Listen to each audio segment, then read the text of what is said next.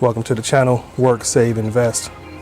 You saw the thumbnail, so you know we're talking whether or not you make 50, 75, or even 100K. I got a budget that'll work for you, and all you're gonna need is your pay stub in this video. So let's check it out. All right, so in this video, we're gonna talk about budgeting, whether you make 50, 75, or even $100,000. So at $50,000, your income on a monthly basis is a little over $4,000, right? So that's what we're looking at. And like I said, we're gonna show a calculation if you make 75 grand or if you make 100 grand. You'll see that calculation populate down here. I'm gonna primarily focus on someone earning 50,000 a year, but you can follow along if you make a different amount. So at $50,000 a year, like I said, that's about $4,000 a month. And using a tax rate of 20%, we pulled that off a pay stub. I'll walk you through that in a second, but tax of $800 gives you a take-home pay of a little over $3,300 a month. And here's how we come up with that tax rate. So grab your pay stub and look for this section called employer taxes, and you'll see all of your state and federal local taxes. Get that amount, in this case, $387, and you'll see I'm doing a little fast calculation down below. Second, you'll need is your gross pay. So gross pay in this situation, $1,923. You see that here. And then it's just, like I said, some fast math. All we're gonna do is take that total tax right there, divide that by your gross pay. We pull that from there, we'll get a rate. This is your tax rate, 0.20. And if you remember how to turn decimals into fractions, you just move this over 2 decimal places, 1, 2, and you get 20 or 20%. Another option is just to take that decimal, multiply it times 100, and you'll get 20%. So we're using 20%. So 20% came off in taxes. The government took their cut. We're left with $3,300 a month. Now, this method is about paying yourself first, and the goal is to at the least pay yourself what they take. So the government took 20%, you give yourself the same 20%. So $841 a month they take, you give yourself the same $841 in the form of savings. And then what you have available is what you have to pay everyone else.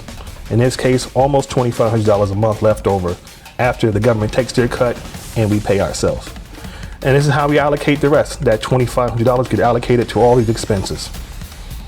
And I'm using percentages here, and we're gonna walk through that in some more detail. But before we do that, let me just touch on a couple topics. So taxes. When you do that calculation, if you find that your rate is greater than 20%, really like 30 or even higher, check out one of my other 2 videos. I have a video on taking your cut before they take their cut. And if you do that, you reduce your tax burden. Another option I have is on adjusting your W-4, and I have a really quick, simple steps you can do to adjust your W-4, especially if you normally get a big refund. You want to get that money in your check now, not wait a year from now for them to pay you back. So check out those 2 videos if you find that your tax rate is really a lot higher than 20%, because that's really the goal in my mind, is to keep that rate around 20%. I don't want them touching my check for much more than that. Second thing we'll touch on real quick is that savings. So again, we're saving as much as they take. I use a 20% savings goal.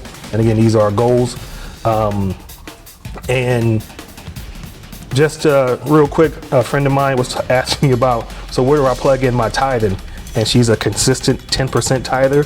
And if you think about tithing, that's like investing in your church and investing in your spiritual health. So that makes sense that you take some of your savings and invest it. And she's choosing to invest it in her church and her spiritual health. So if you're at 10% and we're saving 20%, take half of your savings and allocate half of those savings towards your tithing. Otherwise, if you're like me, you're gonna your tithing happens separately. So let's walk through the rest of this budget.